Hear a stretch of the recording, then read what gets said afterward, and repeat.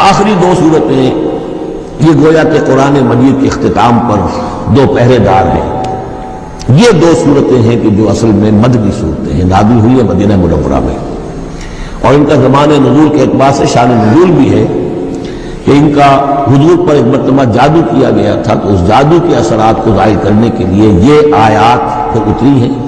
اور حضور نے پھر جب ان کی بات بار بار تلاوت کی ہے تو وہ جادو کے اثرات ہیں. یہودی نے کیا تھا جادو آپ پر، جس سے آپ کو چیزیں بھول جاتے تھے، کافی آپ کو دیکھنے میں تکلیف نہیں ہے. صحیح بخاری کے اندر یہ روایت موجود ہے. ہمارے جدید کچھ نیشنلسٹ ہیں اور جو خاص طور پر منکرین حدیث ہیں، وہ سمجھتے ہیں کہ اس میں توہین رسول کی کہ جادو کا اثر ہو سکتا ہے. رسول بھی اس اعتبار سے بشر ہوتے تھے. تلوار کا اگر کاری زخم پڑا ہے تو خون نکلا، اور خون نکل گیا تو گرفتاری ہوا، گرفتاری ہوا تو بے ہوشی بھی ہوئی.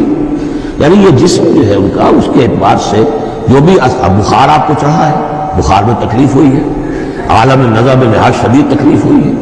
تو اس حوالے سے یہ نہ سمجھیے کہ وہ بشریت کے جو نوازن ہے وہ ختم ہو جاتے ہیں، لیکن اللہ تعالیٰ کی طرف سے انہیں ایک مقام ملا ہے، ایک عصمت ملی ہے، ایک بزرگی ہے، وہ اپنی جگہ پر ہے. تو جادو کا وہ واقعہ بالکل صحیح ہے جو ہوا ہے. لیکن اس کے لیے اب یہ دو صورتیں ہیں، اور یہاں خاص طور پر نوٹ کر لیجئے کہ یہ معوذتین، یہ ایک صورت بھی ہو سکتی تھی، لیکن قرآن حکیم میں جو عام مزاج ہے کہ صورتیں جوڑوں جوڑوں کی شکل میں ہیں، تو دو حصوں میں تقسیم کر دیا. اور اس کی تقسیم کیا ہے؟ ایک وہ چیزیں ہیں جو انسان پر باہر سے حملہ آور ہوتی ہیں، اور ایک چیز وہ ہے جو انسان کے اپنے اندر سے حملہ آور ہوتی ہے. ان دونوں کو دو علیحدہ چیزوں میں رکھ کر اور سکھایا گیا ہمیں کہ تم ہمیشہ اللہ کی پناہ طلب کرتے رہا کرو ان چیزوں کے اثرات سے، ان چیزوں کے اثرات بد سے اپنے آپ کو بچانے کے لیے. بسم اللہ الرحمن قل اعوذ برب الفلق من شر ما خلق. جو بھی مخلوقات ہیں ان میں سے جو بھی شر کا پہلو ہے، میں اس سے اے پروردگار تیری پناہ میں آتا ہوں. ومن شر غاسق اذا وقب. خاص طور پر یہ رات کو ڈھانپ لینے والی جو ہے رات، اندھیرا. تو ظاہر بات ہے اسی پھر رات کے پردے میں چوری بھی ہے، ڈاکہ بھی ہے، اسی میں پھر غول بیابانی جو ہے، شیاطین جن ہیں ان کا بھی جو حرکتیں ہوتی ہیں، پھر یہ ساری چیزیں جو ہے اسی کے سلسلے. من شر غاسق اذا وقب. سانپ بچھو وغیرہ بھی اسی وقت نکلتے ہیں. ومن شر النفاثات فی العقد. اور جو عورتیں گانٹھیں باندھ کر پھونکے مارتی ہیں، یہ جو بھی ٹونے ٹوٹکے ہوتے ہیں اس کی وجہ سے لوگوں کو نقصان پہنچایا جاتا ہے، گویا کہ یہ بھی اس کے اندر بھی کوئی حقیقت ہے. یہ سفلی عملیات بھی ہیں، ان کے بھی اثرات ہیں. جیسے کہ ہم جانتے ہیں کہ جادو جو ہے حق ہے، برحق ہے، اگرچہ کفر ہے. شراب کی تاثیر ہے لیکن حرام ہے. کچھ نہ کچھ حقیقت ان لکیروں میں بھی ہے، لیکن ہمیں روک دیا گیا کہ ان کے چکر میں مت پڑو. یہ جو منجمی ہے، نجوم کی حرکت، اس میں بھی کچھ نہ کچھ حقیقت ہے لیکن روک دیا گیا. تو کسی چیز کا ہونا بالفعل یہ اور شے ہے، لیکن اس کا جائز ہونا یہ اور شے ہے. تو بالفعل یہ عملیات ہیں، جیسے اچھے اعمال ہیں اور ان کو جو ہے تو اچھے اوراد ہیں، اچھے وظائف ہیں، تو ان کے کچھ اثرات جو ہیں اچھے ہو سکتے ہیں. اسی طریقے سے اس قسم کی چیزوں میں جادو کے جو کلمات ہوتے ہیں ان کی بھی تاثیر ہے. اور وہ جو عورتیں جو ہے وہ جادو کرتے ہوئے، جس کو ہم کہتے ہیں کہ وہ تعویذ گنڈا وغیرہ جو ہوتا ہے، پھر وہ اس میں پھونکے مارتی ہیں، تو اللہ تعالیٰ سے میں ان کے شر سے بھی پناہ چاہتا ہوں. ومن شر حاسد اذا حسد. اور حسد کرنے والے کے شر سے بھی میں اللہ کی پناہ طلب کرتا ہوں، جبکہ وہ حسد اپنا استعمال کرے. اگر حسد ہے دل کے اندر ہے تو بات اور ہے، حسد کو بروئے کار لائے وہ اور وہ انسان کے درپے ہو جائے اس حسد کی وجہ سے، اس سے کوئی نقصان پہنچانے کو. اور اسی کے تابع ہے عین، العین حق، کہ اگر انسان اس حاسدانہ نگاہ سے کسی کو دیکھتا ہے اس کے بھی اثرات ہوتے ہیں، اور اس دیکھنے کے بھی کچھ برے اثرات جو ہیں وہ ظاہر ہو جاتے ہیں. تو یہ تمام چیزیں اپنی جگہ پر ہیں، لیکن ان سے پناہ کرنے کے لیے آپ لمبے چوڑے کوئی اور سلسلوں میں نہ پڑے. یہی معوذتین اللہ نے جو محمد رسول اللہ کو تلقین فرمائے، سارا دار و مدار ان پر ہونا چاہیے.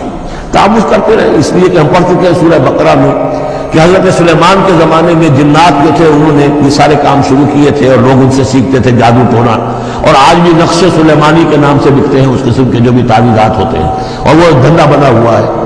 تو اس کو لوگوں نے سیکھا اور وہ لوگ جو ہے آج بھی ہمارے ہاں یہ چیزیں چل رہی ہیں، لیکن یہ چیزیں حرام کی گئی ہیں.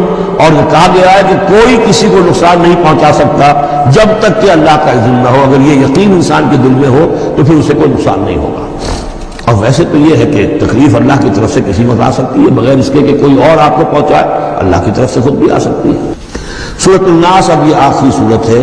بسم اللہ الرحمن الرحیم، قل اعوذ برب الناس، کہیے کہ میں پناہ میں آتا ہوں جو تمام انسانوں کا رب ہے، اس کی پناہ میں، ملک الناس، صرف رب ہی نہیں ہے، بادشاہ ہے، تمام انسانوں کا بادشاہ ہے، الہ الناس، تمام انسانوں کا معبود ہے، من شر الوسواس الخناس، اس وسوسہ کرنے والے خناس کی جو پیچھے چھپ جاتا ہے، الذی یوسوس فی صدور الناس، جو لوگوں کے سینوں میں وسوسہ اندازی کرتا ہے، اس کے شر سے پناہ مانگتا ہے۔ یہ جو شیطان لعین ہے جس کے بارے میں آتا ہے کہ ان الشیطان یجری من الانسان مجری الدم، حضور کی حدیث ہے یہ شیطان تو اس طریقے سے انسان کے وجود میں سرایت کر جاتا ہے جیسے کہ خون سرایت کر رہا ہے، یہ شیطان جو ہے، اور یہ آپ وہ بھی پڑھ چکے ہیں، وَلَقَدْ خَلَقْنَا الْإِنسَانَ وَنَعْلَمُ مَا تُوَسْوِسُ بِهِ نَفْسُهُ، ہم نے انسان کو بنایا، ہم جانتے ہیں کہ اس کا نفس امارہ جو ہے،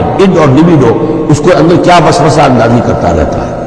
تو شیطان کو بھی کوئی اور اختیار حاصل نہیں ہے، ہمارے اپنے سفلی داعیات، ہمارے جو اینیمل انسٹنکٹس ہیں، ہماری جو خواہشات ہیں، شہوات ہیں، ان کو وہ بھڑکاتا ہے، جس کے لیے حدیث میں آتا ہے کہ اس کی تھوتنی جو ہے وہ زمین کو وہ دل کے اوپر ٹکا کر پھوٹے مارنی شروع کرتا ہے تاکہ وہ شہوت میں اشتعال پیدا ہو جائے اور سفلی جذبات میں اشتعال پیدا ہو جائے۔ یہ اس کی اس کو اللہ تعالیٰ نے طاقت دی ہے۔ یہ ہے وسوسہ، وسواس الخناس۔ اور خناس کیوں کہا؟